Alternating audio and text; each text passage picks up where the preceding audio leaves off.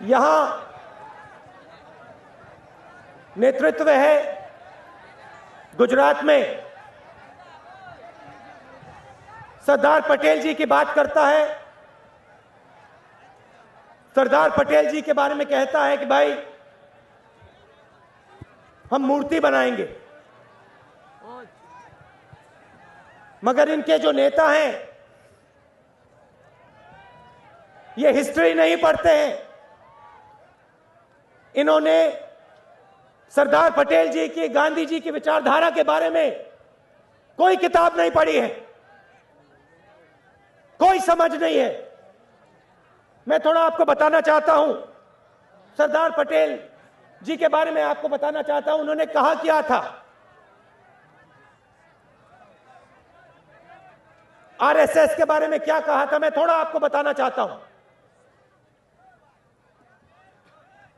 RSS एक जहरीली विचारधारा है जो भारत की आत्मा को नष्ट कर देगा। अब पूरी जिंदगी ये आरएसएस में रहे। जो सरदार पटेल ने कहा, जो गांधी जी ने कहा, उसको ना ये समझते हैं, ना उसके बारे में उन्होंने पढ़ा है। मूर्ति बनाना चाहते हैं। गांधी जी को मारा किसने? किस विचारधारा ने गांधी जी को मारा? इनकी विचारधारा ने गांधी जी को मारा।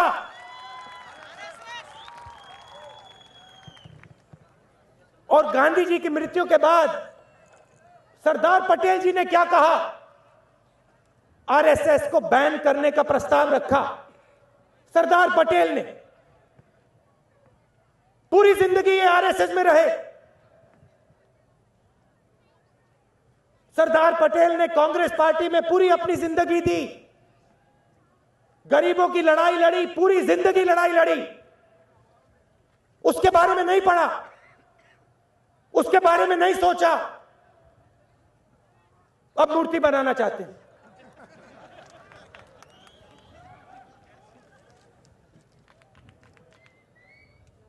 जो भी दिल में आता है, चाहे वो सच हो झूठ हो, स्टेट से कह देंगे। कहते हैं भैया कांग्रेस पार्टी मुक्त भारत चाहते हैं।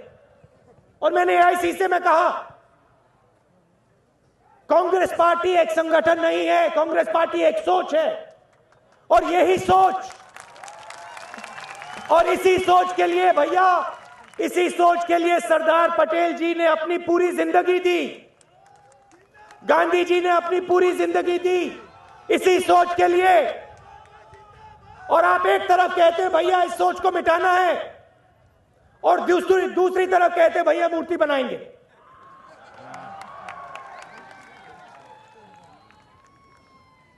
हमारे दिल के अंदर सरदार पटेल जी हैं, हमारे दिल के अंदर गांधी जी हैं, हमारे दिमाग में उनकी विचारधारा है। और हमने अपनी पूरी जिंदगी आरएसएस में नहीं दी। हमारी पूरी जिंदगी कांग्रेस पार्टी के लिए है, कांग्रेस पार्टी की सोच के लिए है, गरीबों की सोच के लिए है। भ्रष्टाचार के बारे में बात होती है, पूरे देश में बीजेपी के लोग जाते हैं, पूरे देश में जाते हैं, भैया भ्रष्टाचार की बात करेंगे, भ्रष्टाचार है यहां, भ्रष्टाचार है यहां। गुजरात में इनको भ्रष्टाचार नहीं दिखाई देता है, कहीं नहीं दिखाई देता है। कांग्रेस पार्टी ने आपको आरटीआई दिया,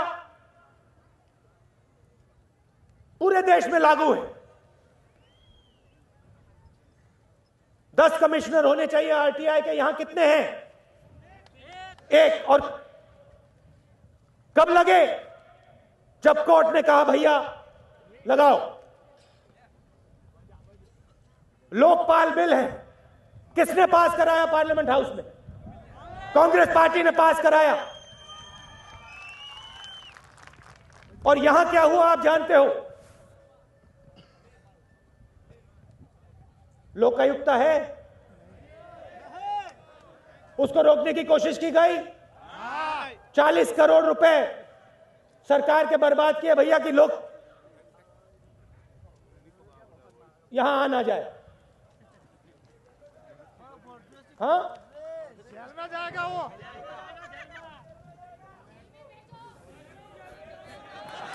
इसको बैन करने का प्रस्ताव रखा सरदार पटेल ने। पूरी जिंदगी ये आरएसएस में रहे। सरदार पटेल ने कांग्रेस पार्टी में पूरी अपनी जिंदगी दी, गरीबों की लड़ाई लड़ी, पूरी जिंदगी लड़ाई लड़ी। उसके बारे में नहीं पढ़ा, उसके बारे में नहीं सोचा, अब मूर्ति बनाना चाहते हैं।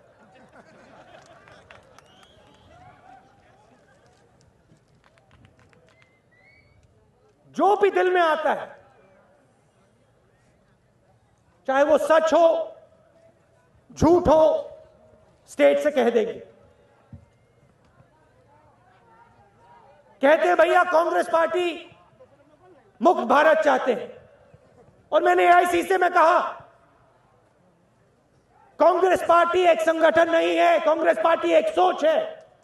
और यही सोच, और इसी सोच के लिए भैया, इसी सोच के लिए सरदार पटेल जी ने अपनी पूरी जिंदगी दी, गांधी जी ने अपनी पूरी जिंदगी दी इसी सोच के लिए। और आप एक तरफ कहते हैं भैया इस सोच को मिटाना है, और दूसरी तरफ कहते हैं भैया मूर्ति बनाएंगे।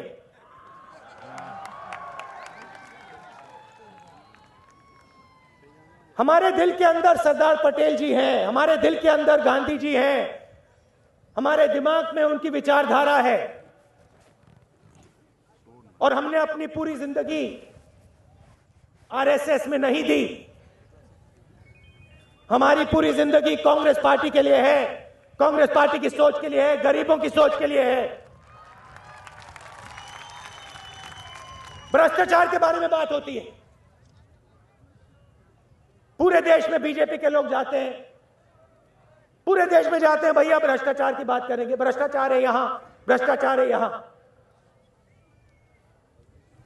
गुजरात में इनको भ्रष्टाचार नहीं दिखाई देता है, कहीं नहीं दिखाई देता है। कांग्रेस पार्टी ने आपको आरटीआई दिया, पूरे देश में लागू है। 10 कमिश्नर होने चाहिए आरटीआई के, यहां कितने हैं? एक। और कब लगे? जब कोर्ट ने कहा भैया लगाओ।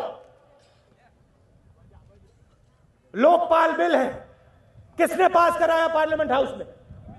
कांग्रेस पार्टी ने पास कराया। और यहां क्या हुआ आप जानते हो? लोकायुक्त है, उसको रोकने की कोशिश की गई। 40 करोड़ रुपए सरकार के बर्बाद किए भैया कि लोग यहां आ ना जाए। हाँ, जेल में जाएगा वो।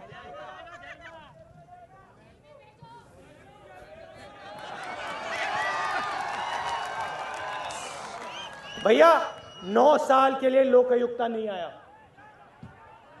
ठीक है? हाँ, नहीं क्या भैया? वो पूरा देश जानता है कितनी इज्जत महिलाओं की होती है, पूरा देश जानता है, हर एक महिला जानती है। एक नहीं है जो इस बात को नहीं समझती है। अच्छा भैया, कैबिनेट में कितने कन्विक्टेड मंत्री हैं मुझे बताओ जरा? 3।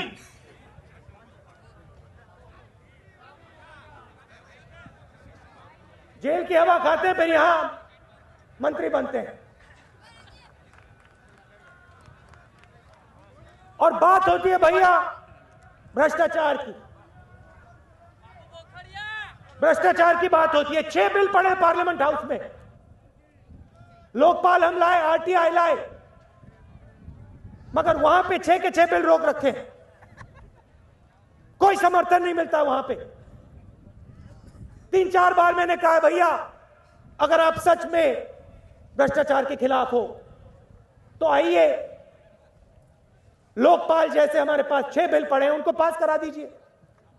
कांग्रेस पार्टी पास कराना चाहती है, आप कहां भाग गए? आइए जरा हमारे साथ पास करिए। मगर नहीं, तब सन्नाटा छा जाता है।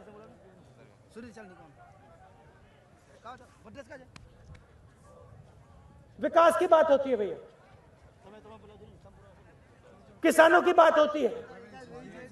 70,000 करोड़ रुपए कर्जा माफ किसने किया? कांग्रेस पार्टी ने किया। जमीनी अधिग्रहण बिल के लिए कौन लड़ा? कांग्रेस पार्टी लड़ी।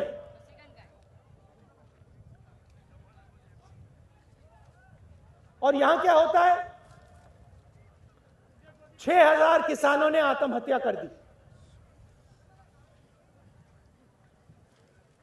40,000 सिख किसान, उनके रिप्रेजेंटेटिव मेरे पास आए, उनके लोग मेरे पास आए, रो रहे थे, कह रहे थे भैया हमें गुजरात से निकाला जा रहा है, बाहर फेंका जा रहा है। और उधर पंजाब में उनके पार्टनर है अकाली दल, इसके बारे में एक शब्द नहीं कहेंगे, चुप रहेंगे।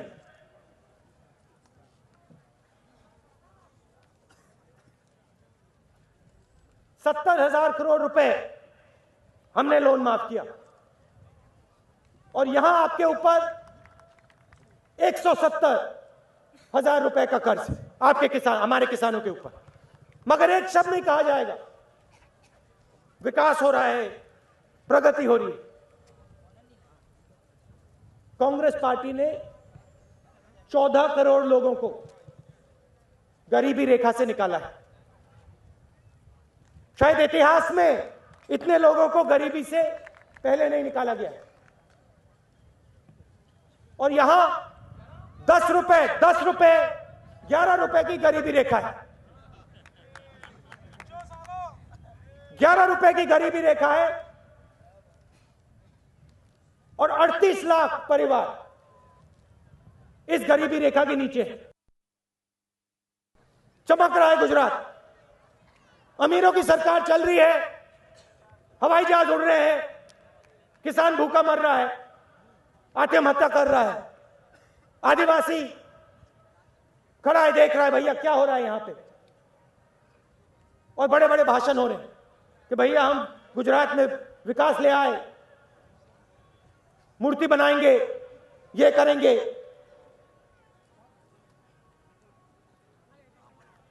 शिक्षा की बात होती है, शिक्षा की बात होती है भैया, शिक्षा जरूरी है।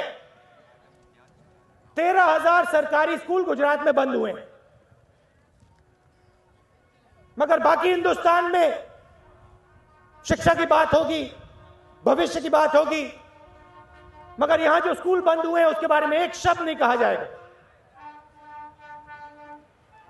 हमने आपको अधिकार दिए, सूचना का अधिकार दिया, मनरेगा दिया, भोजन का अधिकार दिया। क्यों दिया आपको ये? क्योंकि हम जानते हैं कि जब तक हम आपको शक्ति नहीं देंगे, आम आदमी को, गरीब आदमी को शक्ति नहीं देंगे, आदिवासी को शक्ति नहीं देंगे, तब तक ये प्रदेश आगे नहीं जा सकता। और यहां भैया सिर्फ एक व्यक्ति को शक्ति दी जाती है और किसी को शक्ति नहीं दी जाती, किसी को अधिकार नहीं दिया जाता। विधानसभा चलती है, 10-15 दिन चलती है, बंद हो जाती है। ये हम में और इनमें फर्क है। हम जनता को शक्ति देना चाहते हैं, हम आपको शक्ति देना चाहते हैं, अधिकार देना चाहते हैं। और यहां चुने हुए लोगों की सरकार चलती है। क्या बिल्कुल। तो हमारी राजनीति आपकी राजनीति है, आपकी लड़ाई हमारी लड़ाई है, किसान की लड़ाई, आदिवासी की लड़ाई, गरीबों की लड़ाई। और मैं आप सच समझना चाहते हो तो गुजरात में गरीबों की सरकार नहीं है, कमजोर लोगों की सरकार नहीं है, आपकी आवाज कहीं नहीं सुनाई देती है, अमीर लोगों की यहां सरकार है। हाँ,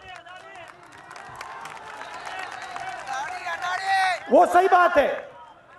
पांच छह लोग सरकार को चलाते हैं। हाँ, और 55,000 छोटे बिजनेस बंद हो गए, उसके बारे में कोई कुछ नहीं कहेगा।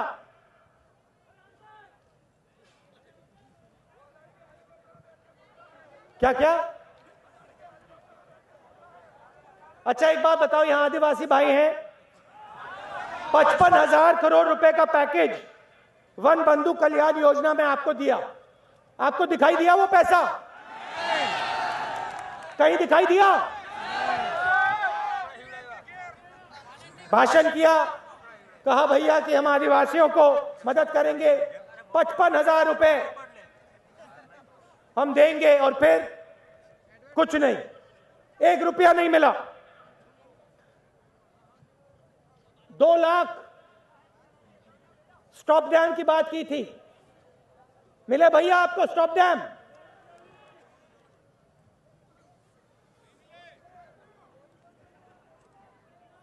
बयालीस हजार करोड़ रुपए का पैकेज अनाउंस किया जब वो सद्भावना की बात कर रहे थे। अच्छा भैया, किसी ने आरटीआई मारा और उसके लिए पैसा भी एलोकेट नहीं किया, कह दिया कि भैया 42,000 करोड़ रुपए हम देंगे, मगर पैसा तक एलोकेट नहीं किया। तो जहां भी जाते हैं कह देते हैं भैया हम ये करेंगे, हम वो करेंगे। और गुजरात में पूरी यात्रा निकली, और अगर यहां विकास है, अगर यहां प्रगति है, तो गुजरात की जनता के पसीने से प्रगति आई। यहां किसी एक व्यक्ति ने प्रगति का काम नहीं किया है, यहां आपका खून, आपका पसीना लगा है, इसलिए गुजरात खड़ा हुआ है। हमारी विचारधारा के बारे में कहते हैं भैया इसको खत्म करो, और फिर मूर्ति बनाना चाहते हैं। गुजरात की जनता ने काम किया और पूरा क्रेडिट ले जाते हैं कि भैया मैंने काम किया। यहां गरीबों की सरकार की जरूरत है, आम आदमी की सरकार की जरूरत है।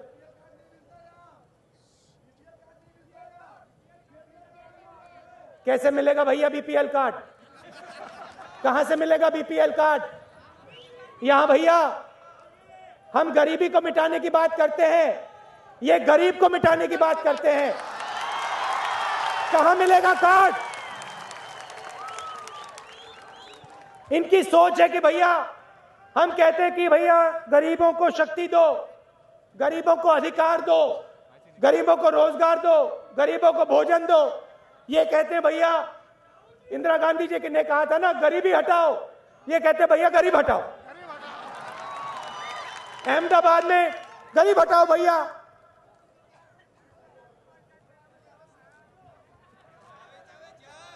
नहीं भैया, गरीबों को हम शक्ति देंगे, और गरीबों को, जो मैंने एआईसीसी में कहा 70 करोड़ जो हमारे लोग हैं, उनको हम मिडिल क्लास में डालेंगे अधिकार देकर।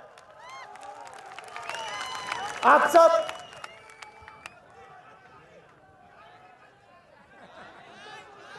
भैया देखिए,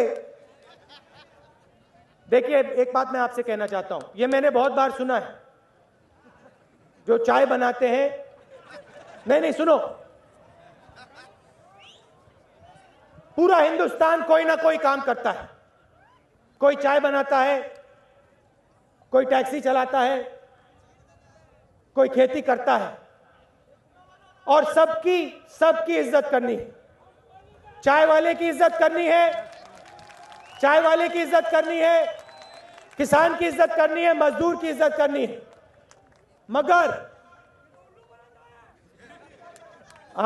मगर जो उल्लू बनाता है उसकी इज्जत नहीं करनी। ये आपके शब्द हैं, आप सब दूर दूर से आए, इसके लिए बहुत बहुत धन्यवाद। जय हिंद।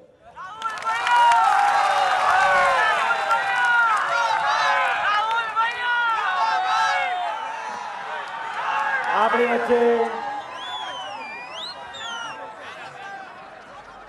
આપણા પ્રદેશમાં સરદાર વલ્લભભાઈ પટેલની કર્મભૂમિમાં कांग्रेस की विकास खोज यात्रा में राहुल गांधी काफी आक्रामक दिखाई दे और निशाना साधा नरेंद्र मोदी पर। और साथ ही साथ राहुल गांधी ने यह भी कहा कि नरेंद्र मोदी इतिहास नहीं जानते, इतिहास की जानकारी नहीं है। सरदार पटेल की मूर्ति बनाए जाने पर भी निशाना साधा राहुल गांधी ने। और साथ ही ये जो यात्रा थी राहुल गांधी की, सुबह 5 किलोमीटर की यात्रा की, उसके बाद विकास खोज रैली को संबोधित किया। मोदी की सरकार में अपराधी मंत्री है, मोदी कैबिनेट पर निशाना साधा राहुल गांधी ने और कहा कि अपराधी कैबिनेट में बैठते हैं, 4-5 लोग सरकार चलाते हैं। गुजरात में छोटे कारोबारियों का बुरा हाल है, 55,000 छोटे धंधे बंद हुए हैं। और राहुल गांधी ने यह भी कहा कि जो उल्लू बनाता है उसकी इज्जत नहीं करनी चाहिए, उसकी इज्जत नहीं करनी चाहिए। ये चाय वाले बयान पे राहुल गांधी बोल रहे थे कि चाय वाले की भी इज्जत करो, आप किसानों की भी, लेकिन जो उल्लू बनाता है उसकी इज्जत नहीं करनी चाहिए।